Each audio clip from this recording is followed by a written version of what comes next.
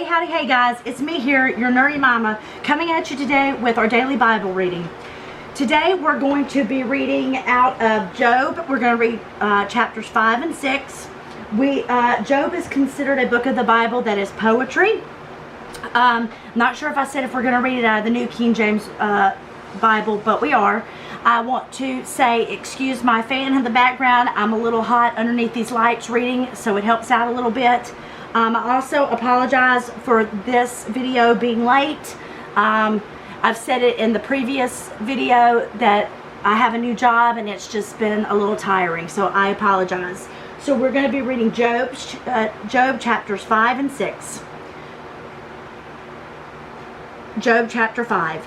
Call out now, is there anyone who will answer you? And to which of the holy ones will you turn? For wrath kills a foolish man and envy slays a simple one. I have seen the foolish taking root, but suddenly I've cursed his dwelling place. His sons are far from safety, they are crushed in the gate, and there is no deliverer.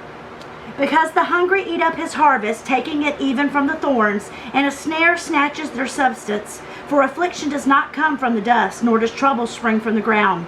Yet man is born to trouble as the sparks fly upward. But as for me, I would seek God, and to God I would commit my cause, who does great things and unsearchable marvelous things without number.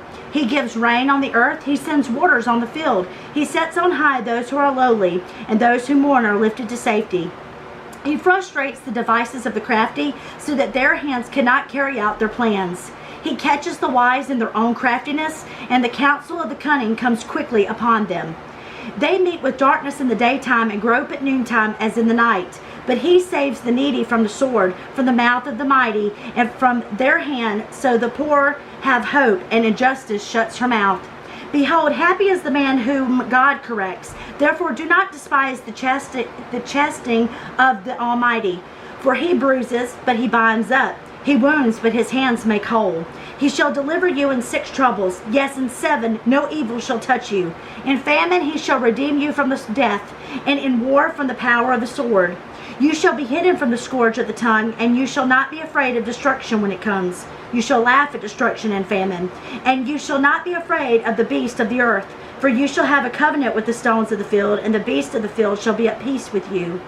You shall know that your tent is in peace. You shall visit your dwelling and find nothing amiss. You shall also know that your descendants shall be many, and your offspring like the grass of the earth. You shall come to the grave at a full age, as a sheaf of grain ripens in its season. Behold, this we have searched out. It is true. Hear it and know for yourself. So before I read chapter 6, I wanted to remind you that this was a friend of Job speaking to Job, and now Job will speak. Job chapter 6. Then Job answered and said, Oh, that my grief were fully weighed, and my calamity laid with it on the scales. For then it would be heavier than the sand of the sea. Therefore my words have been rash. For the arrows of the Almighty are within me. My spirit drinks in their poison. The terrors of God are arrayed against me. Does the wild donkey bray when it has grass? Or does the ox low after its fodder? Can flavorless food be eaten without salt? Or is there any taste in the white of an egg? My soul refuses to touch them. They are as loathsome food to me. Oh, that I might have my request, that God would grant me the thing that I long for, that it would please God to crush me, that he would loose his hand and cut me off. Then I would still have comfort, though in anguish I would exult. He would not spare, for I have not concealed the words of the Holy One. What strength do I have that I should hope? And what is my end that I should prolong my life? Is my strength the strength of stones? Or is my flesh bronze? Is my help not within me? Is success driven from me? To him who is afflicted, kindness should be shown by his friend, even though he forsakes the fear of the Almighty. My brothers have dealt deceitfully like a brook, like the streams of the brook that pass away, which are dark because of the ice, and into which the snow vanishes. When it is warm, they cease to flow. When it is hot, they vanish from their place. The paths of their way turn aside. They go nowhere and perish. The caravans of Timoth look. The travelers of Sheba hope for them. They are disappointed because they were confident. They come there and are confused. For now you are nothing. You see terror and are afraid. Did I ever say, bring something to me, or offer a bribe for me from your wealth, or deliver me from the enemy's hands, or redeem me from the hands of oppressors? Teach me, and I will hold my tongue. Cause me to understand wherein I have erred. How forceful are right words! But what does your arguing prove? Do you intend to rebuke my words and the speeches of a desperate one, which are as in wind? Yes, you overwhelm the fatherless, and you undermine your friend. Now therefore be pleased to look at me, for I would never lie to your face. Yield now, let there be no injustice. Yes, concede, my righteousness still stands.